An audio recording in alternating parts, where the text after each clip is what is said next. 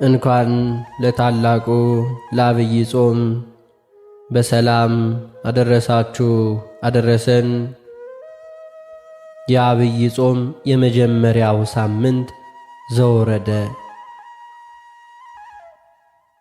በስመ አብ ወወልድ ወመንፈስ ቅዱስ አሐዱ አምላክ አሜን። የዐቢይ ጾም የመጀመሪያው ሳምንት ዘወረደ ትርጉሙ ከሰማይ ሰማያት የወረደ ማለት ነው። ከሰማይ ሰማያት የወረደውን ከድንግል ማርያም የተወለደውን በጥንት ስሙ ወልድ ቃል በኋላ ስሙ ደግሞ ኢየሱስ ክርስቶስ አማኑኤል የተባለውን ሰው የሆነውን አምላክ ለማመስገን ርቱ ከሰማይ ሰማያት መውረዱን ለመዘከር የሚጾም ጾም ነው።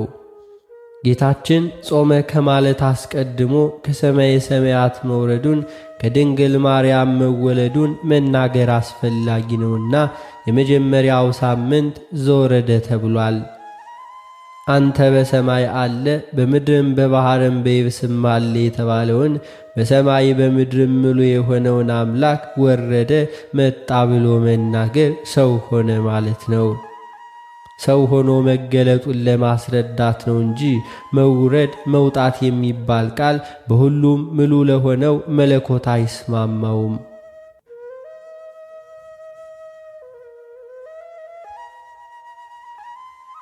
ቃላቱ ሰውኛ አነጋገርን የሚያመለክቱ ናቸው።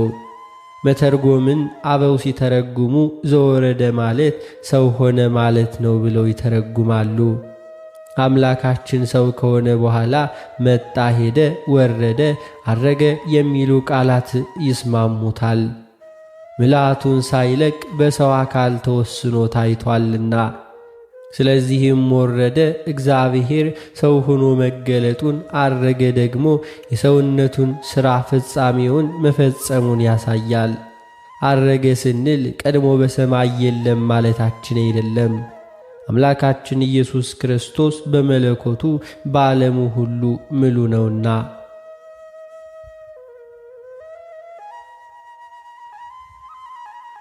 ጾሙን ሐዋርያት ስያሜውንና ምስጋናውን ሥርዓቱን ቅዱስ ያሬድ አዘጋጅቷል። ቅዱስ ያሬድ ትንቢትን በንባብ ሐዋርያት ደግሞ በስብከት ሊቃውንት በትርጓሚ መላእክትን በዜማ ይመስላቸዋል። ቅዱስ ያሬድ የመላእክትን የምስጋና ሥርዓት ወደ ምድር አምጥቷል።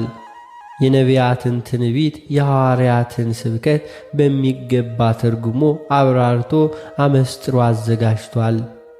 ሐዋርያት ጾሙን ጾመው የጾም ሕግ ደንግገዋል።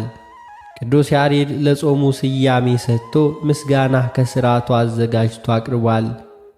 ቤተ ክርስቲያናችንም የመጀመሪያውን የዐቢይ ጾም ሳምንትን ዘወረደን ስያሜ እንደ ቅዱስ ያሬድ ከሐዋርያት ተቀብላ ታስተምራለች።